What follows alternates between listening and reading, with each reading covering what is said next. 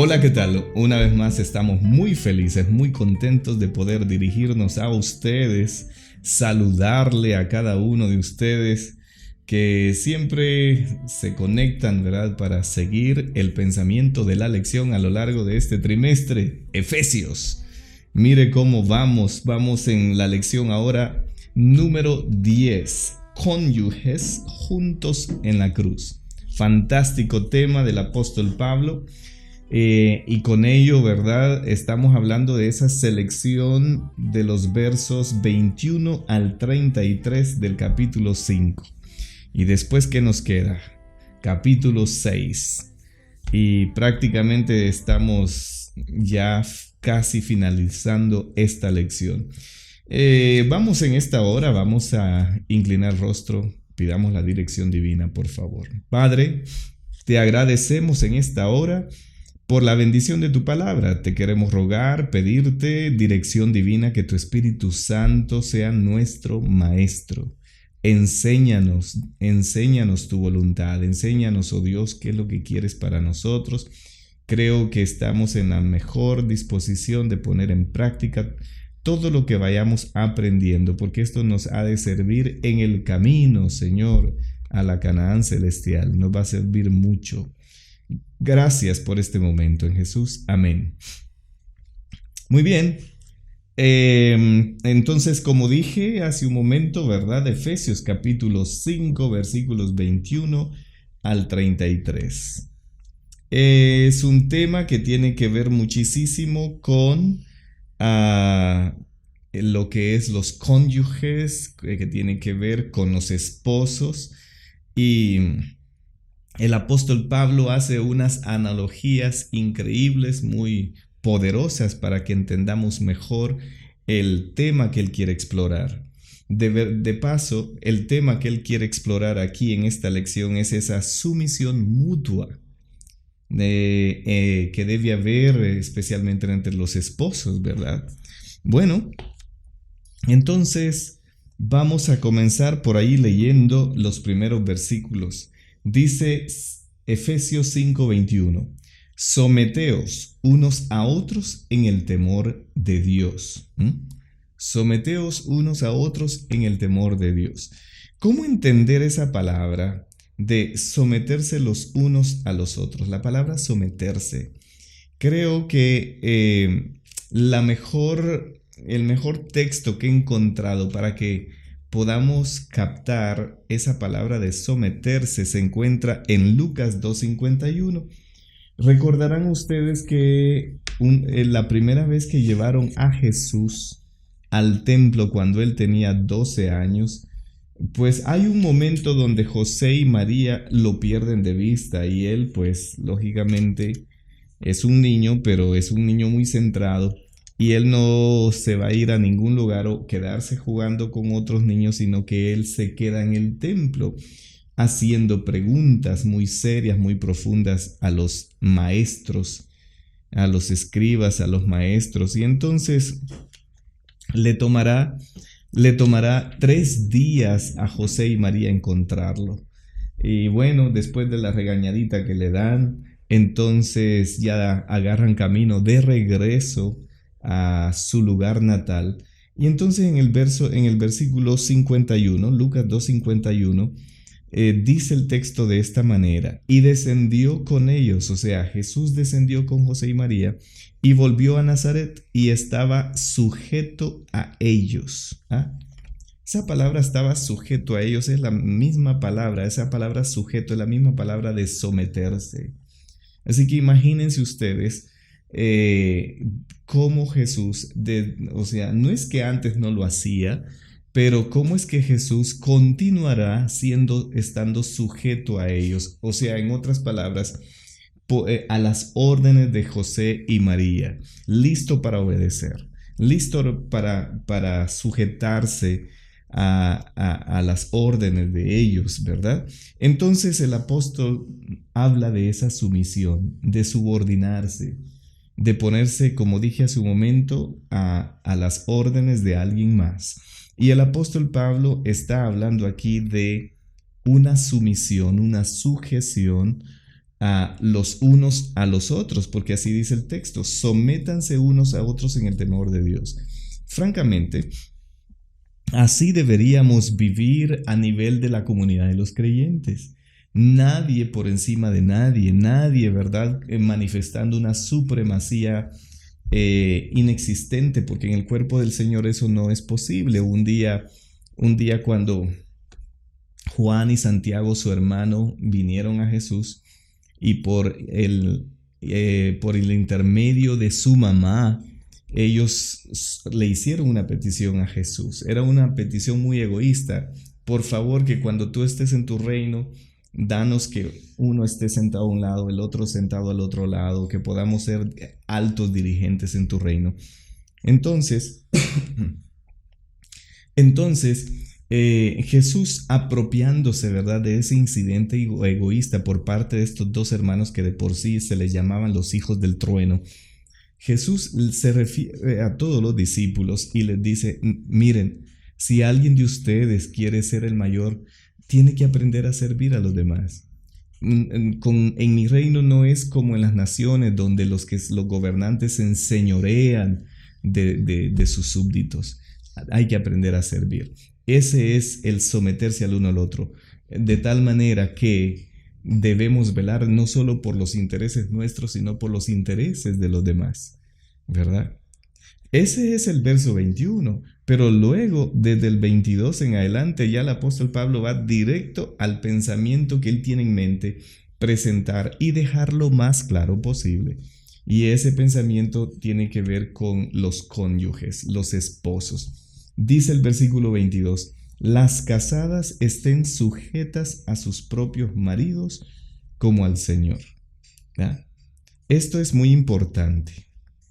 Esto es sumamente importante. Dice, las casadas estén sujetas a sus propios maridos, o sea, sométanse ellas a sus propios maridos como al Señor. Importante, ¿saben por qué? Porque algunos con intereses y conveniencias muy personales y muy egoístas, algunos esposos, que podrían pasar la vista sobre ese texto demasiado rápido, podrían concluir que la Biblia asume una postura machista por parte del esposo y de que las esposas debieran estar plenamente sujetas a los antojos de ellos. Sin embargo, eso no es así, ya que hay una partecita ahí que tenemos que tomar en cuenta que dice, como al Señor. En otras palabras, el Señor Jesús es el que pone la postura, es el que pone el patrón a seguir. Entonces, los esposos con las esposas debieran estar en una sumisión mutua, pero en este caso, como estamos hablando, el apóstol Pablo está hablando acerca de las casadas, las esposas estén sujetas a sus propios maridos. Entonces, eso nos ayudará a entender. Esa frase que dice como al Señor nos va a ayudar a delimitar el texto. De tal manera pues que no se puede generalizar que en todo caso las esposas deben estar sujetas a sus maridos. Porque la frase que delimita es como al Señor. En otras palabras, si el esposo no se porta como se porta el Señor Jesús, entonces allí hay situaciones que hay que pensarlo mejor, ¿verdad? Dice el versículo 23, él va a presentar entonces la actitud de Jesús hacia la iglesia. Dice, porque el marido, dice, es cabeza de la mujer, así como Cristo es cabeza de la iglesia, la cual es su cuerpo y él es su salvador. ¿Es verdad que el marido es cabeza de la mujer? No, eso no se va a cuestionar. Pero que el marido sea cabeza de la mujer no quiere decir que la pisotee, que la estropee, no quiere decir, ¿verdad?, que él manifieste una actitud de supremacía sobre ella, sobre su voluntad. No, Señor, eso no es así. La cabeza dentro de lo que es el cuerpo, o sea, estamos hablando ahora en términos biológicos, la cabeza tiene su función, pero esta lógicamente necesita de cada parte del cuerpo. O sea, ella por sí sola no puede funcionar, ¿verdad? Entonces, en ese sentido, la cabeza, por el hecho de ser cabeza, no significa que tiene una supremacía sobre las demás partes, como quien dice autónoma, porque no puede vivir sin ella, o sea, de aquí para acá, si faltara todo esto, la cabeza por sí sola no puede hacer nada.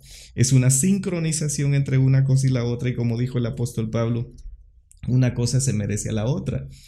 No todos son ojos, no todos son pies, no todos son manos.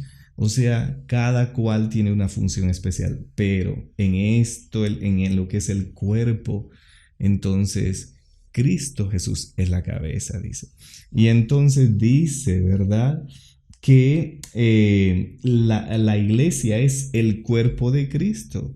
Él es su Salvador. Versículo 24, así como la iglesia está sujeta a Cristo, así también las casadas estén sujetas a sus maridos en todo. Pero otra vez, ese en todo solo es en términos de que ese marido o ese esposo se imite la vida de Cristo Jesús, imite a Jesús. Jesús, él trata con tanta ternura a la iglesia.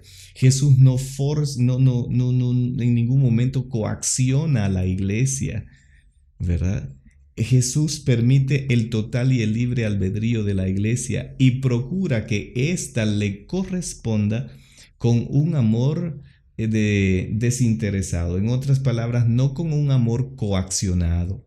Y entonces así, en ese sentido, tal como presenta Jesús ese patrón de actitud o de vida hacia o de relaciones para con su iglesia, entonces aquel esposo que tiene ese deseo de imitar a Cristo Jesús, como lo dijo el apóstol Pablo en el capítulo 5, versículo 1, sed imitadores de Dios como hijos de luz, entonces ese esposo se merece la sumisión en todo de parte de la esposa. Yo espero que esto quede claro. ¿Por qué?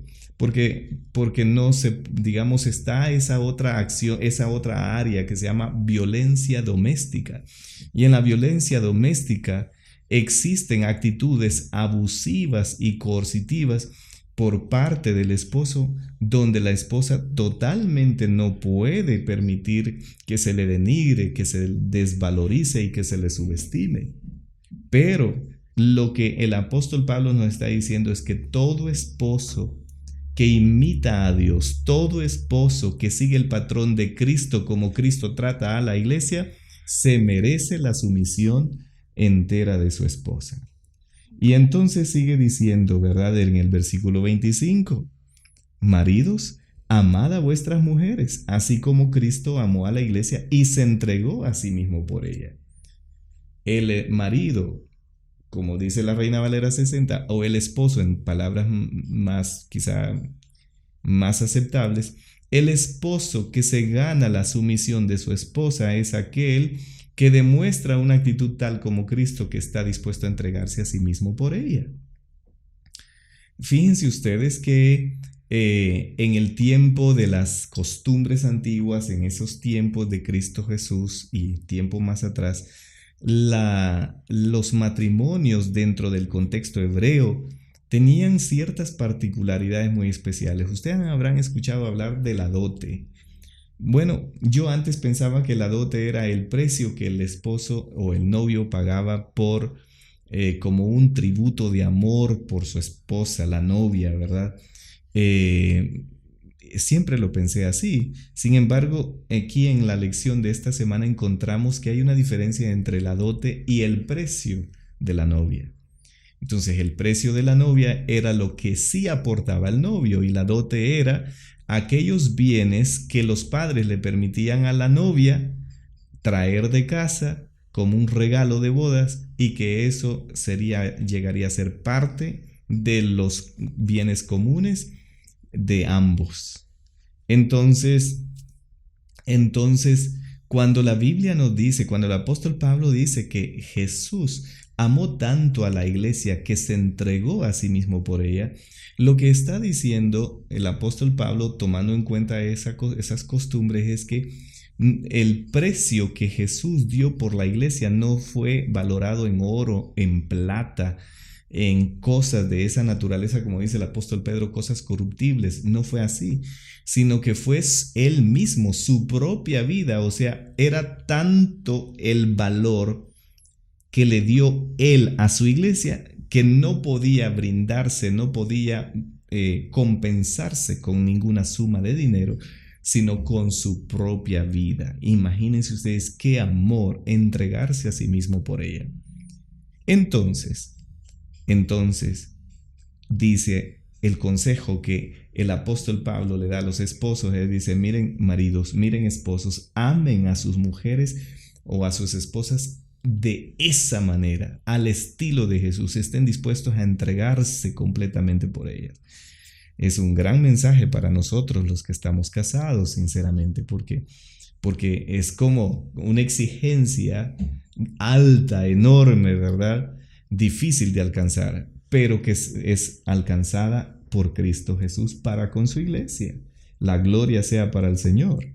Y luego dice que no solo se entrega a sí mismo, que es el precio de la novia, y lo paga con su vida el Señor Jesús, sino que lo hace tanto así para poderla santificar, para santificarla, habiéndola, dice, purificado en el lavamiento del agua por la palabra.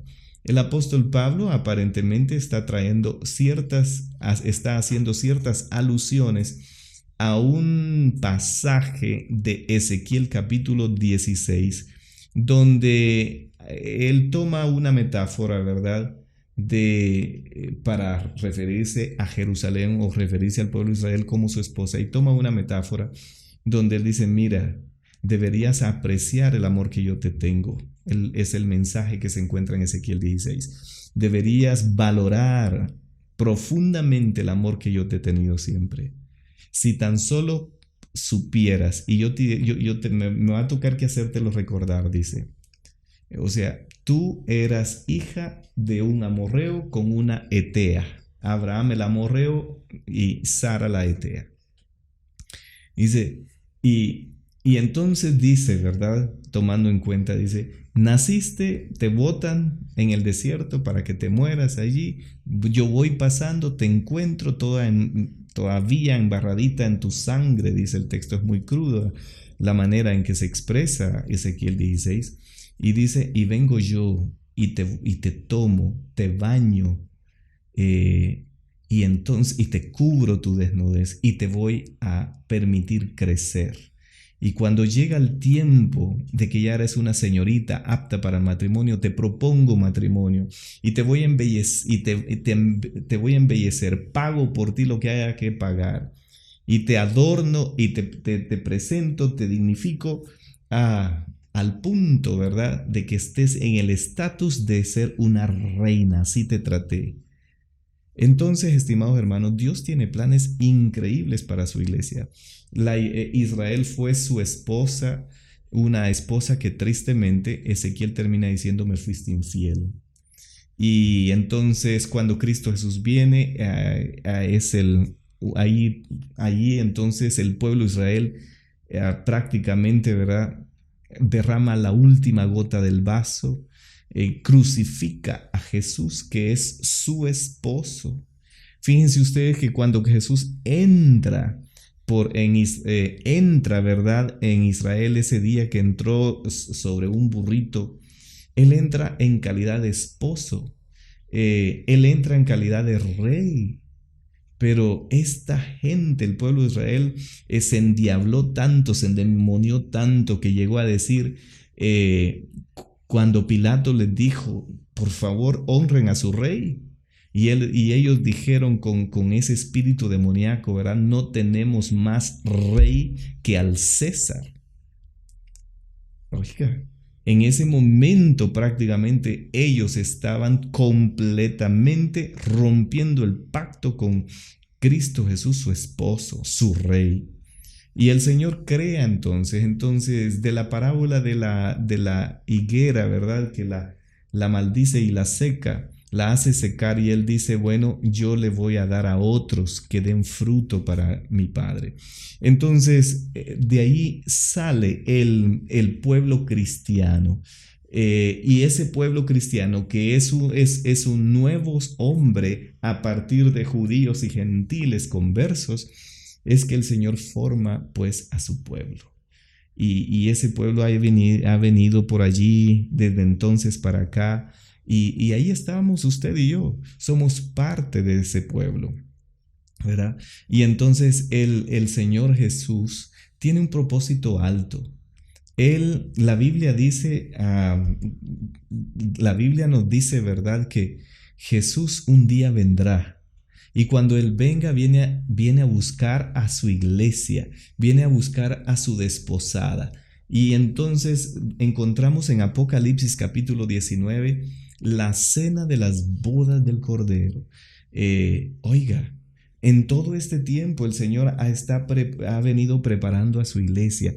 Y entonces dice, la está santificando, la ha purificado con el lavamiento del agua por la palabra. La palabra. Bueno, es muy probable que se esté refiriendo a esos juramentos, de que se daban a la hora del desposado, ¿verdad? Desde el momento del compromiso, mejor dicho es la palabra. Entonces, por ejemplo, imagínense ustedes que en Éxodo capítulo 20, versículo 1 dice, y habló Dios todas estas palabras. Y se refiere a los 10 mandamientos. Y en Éxodo capítulo 19, versículo 8, un capítulo anterior, dice, todo lo que Jehová diga vamos a hacer. El pueblo de Israel está jurando como una esposa que todo lo que el Señor diga, las palabras que emita para juramento de ese momento nupcial, ellos están dispuestos a hacerlo. Y entonces encontramos, ¿verdad?, que el Señor ha dado su palabra de casarse con su iglesia. La está preparando ahora para santificarla, habiéndola purificado en el lavamiento del agua por la palabra, con el propósito o a fin de presentársela a sí mismo. Generalmente a la hora de la boda es el padre que lleva a la hija de aquí, ¿verdad?, tomada del brazo, la lleva por el pasillo y por allá está el novio esperando, y cuando el reverendo, el ministro, ¿verdad?, viene y le guiña el ojo al muchacho, dice, ya viene, por favor ve a encontrarla. Él se da la vuelta, va, y entonces allí el padre le entrega la novia al muchacho y él se la lleva para presentarse juntos ante quien los va a casar.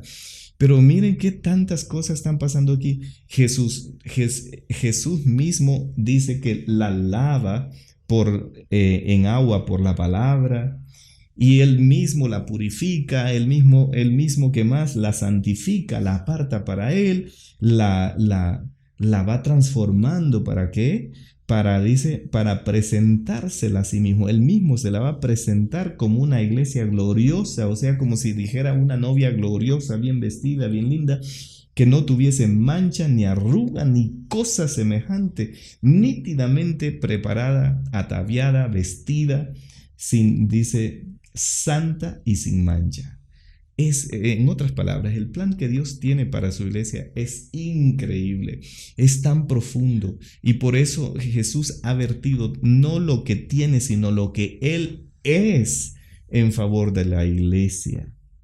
Y luego, cuando ya presentó toda esta imagen de cómo el Señor se imagina a Jesús casándose con la iglesia, entonces nos trae nuestra mente a las realidades ya muy personales, literales, de relaciones entre esposos, para luego decir en el versículo 28, así también, de esa manera pues, los maridos deben amar a sus mujeres, de esa forma y no menos, como a sus mismos cuerpos, dice, el que ama a su mujer a sí mismo se ama, porque nadie aborreció jamás a su propia carne, sino que él la sustenta, la cuida, y de igual, así también como Cristo a su iglesia. Entonces fíjense ustedes que encontramos aquí dos razones importantes por las cuales el apóstol Pablo anima a los esposos a profesar ese tierno amor a sus espositas. Dos razones. Número uno es de que tanto ella, la esposa, como él, ambos forman parte del cuerpo de Jesús. Y los miembros del cuerpo nunca están peleándose entre sí. El oído nunca pelea con la nariz porque no es oído. Y los pies nunca pelean con las manos. Y así cada parte del cuerpo simplemente se sincroniza de una manera tan perfecta, y cuando un miembro, por pequeño que sea, adolece de algo, todo el cuerpo lo siente. Entonces, razón número uno, porque los esposos deben someterse el uno al otro, sujetarse a sí mismo para poder velar por los intereses del otro, de la otra, es precisamente porque ambos formamos parte del cuerpo de Jesús. Pero la otra razón es la que vamos a encontrar, ¿verdad? Aquí en el versículo 30, el 31. Por esto dejará el hombre a su padre y a su madre y se unirá a su mujer y los dos serán una sola carne. Esto es un completo copiado y pegado de Génesis 2:24 que el apóstol Pablo trae arrastra, pega aquí. Entonces dice, la otra razón por la que animo a los esposos a tratar con esmero y con tierno cuidado a sus esposas es porque cuando se casan, de los dos, ¿verdad? Ellos dos llegan a conformar una sola carne. Y luego él dice en el versículo 32, grande es este misterio. Es misteriosa esa conjugación de dos almas, de dos personalidades distintas, de dos caracteres con gustos, deseos distintos, con maneras distintas de pensar. ¿Cómo es posible que un hombre que es completamente diferente en términos biológicos y fisiológicos de una mujer, cómo es que juntos, ¿verdad?, comenzarán una vida en la que terminarán siendo una sola carne? O sea, así como Jesús dijo, el Padre y yo uno somos. ¿Cómo es? Son dos personas, pero Jesús dijo, el que me ha visto a mí ha visto al Padre, porque nosotros somos uno. No somos una sola persona, somos dos personas, pero nos llevamos tan bien, nos entendemos tan bien, o sea, no hay secretos.